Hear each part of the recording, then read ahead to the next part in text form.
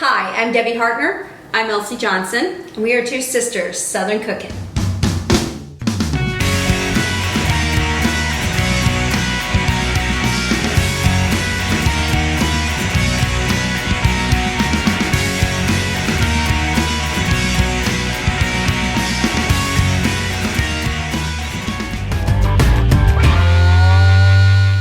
Guys, we are making salted caramel glaze. We're going to put this on top of our chocolate brownie cake, our bundt cake. So you're going to add your water in, and it's going to be medium to low heat on our little single burner, and I'm just adding in the rest of our sugar. And we're just going to incorporate this together. So what you're going to do is, this is going to take like 3 to 5 minutes, and this melts completely and it gets really clear. And then you're going to add in your butter. During this period of time, you do not stir it because it will cause crystallizations of your sugar, because the butter is actually going to start almost, I guess it would be almost like a thickening process, but you do not want to cause that. So after you mix this together, then you're going to stop stirring? Yes, and what you could do during that period of time is you rotate back and forth and around and kind of swirl your pan. So you want me to do 3 minutes? Yeah, we can do 3. Okay. So this is going to go on top of that cake. I can't wait to have it because it tastes yummy. Elsie made a red velvet cake with cream cheese icing. It was good. Yeah, it's going to be delicious. We left it in the refrigerator to let the icing thicken up a little bit.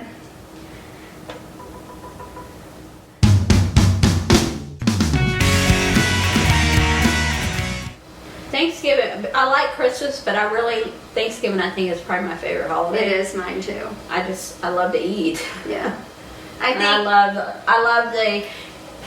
To me, Thanksgiving is memories, because you eat the same foods every Thanksgiving that you pretty much had your whole life, unless you add a new dish to your routine over the years. But pretty much you go back to the same old faithful recipes. So it's just all about memories.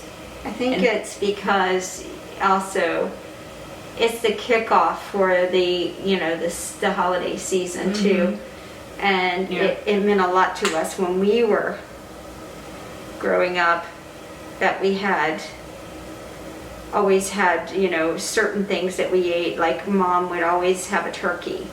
That was our meat for the year, and the ham was added later. Well, yeah, we didn't really do hams until we got to be adults, because I don't know if it's because Mom doesn't like turkey. She doesn't like ham at all. So I don't know if that had anything to do with it.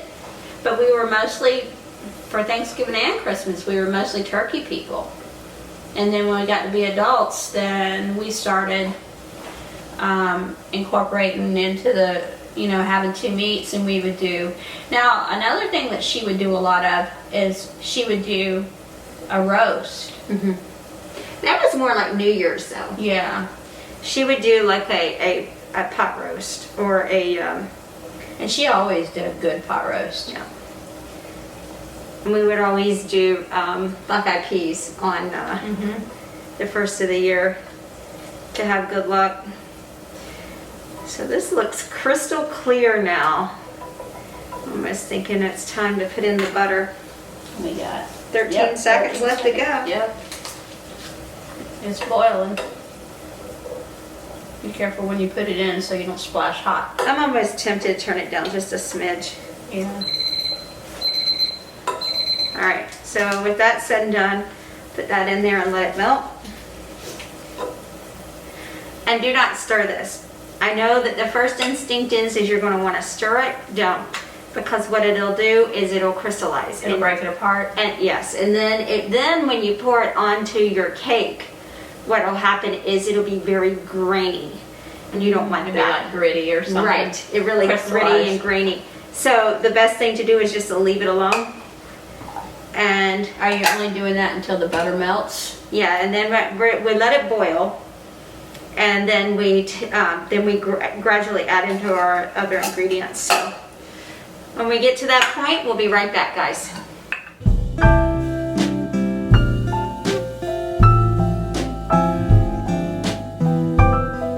Okay guys, we are at the second part of our salted caramel glaze, and I'm getting ready to take it off of our little mini burner. So that's what it looks like there. It's almost like a golden color. I'm gonna go ahead and turn the heat off here and move our little single burner. So I'm going to go ahead and pour in my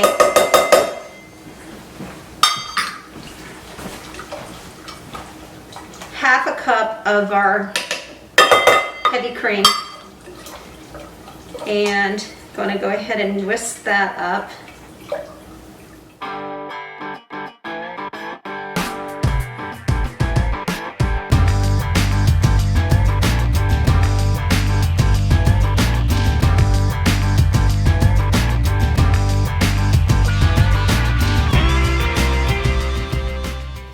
So we're just going to let it sit up for a little bit so it thickens up just a little bit before we pour it on top of our brownie cake. And just to make sure that it's not going to be all runny. We want it to have a nice glaze sitting on it.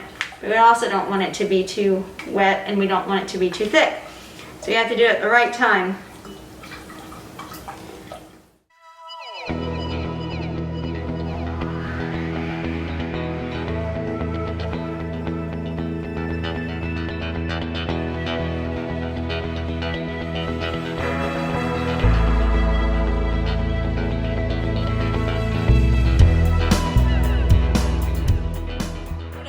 I have my chocolate brownie butt cake here, and I just made my salted caramel, and it is pretty salty and pretty sweet, so it is perfect. And that is the consistency I have currently. So I'm just going to start drizzling this on the top of my cake so it can start laying on the cake. Just going to go around it. Just start layering it there. And let it fall where it may.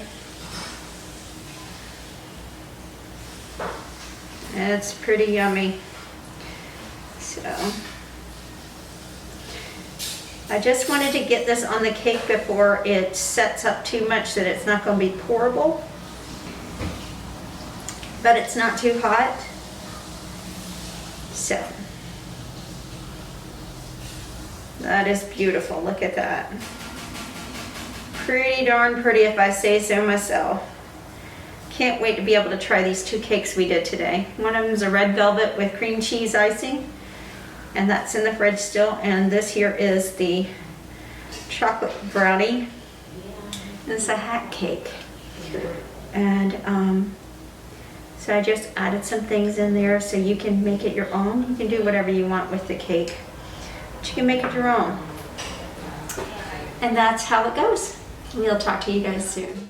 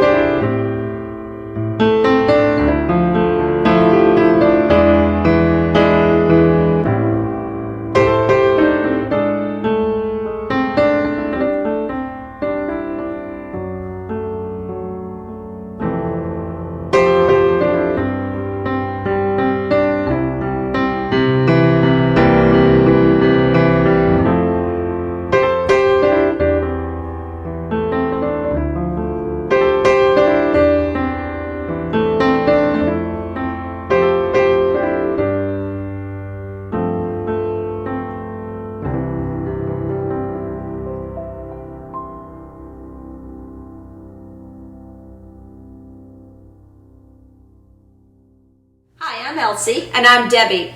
We're two sisters Southern cooking. And we thank you for visiting our page. Please like, share, and subscribe.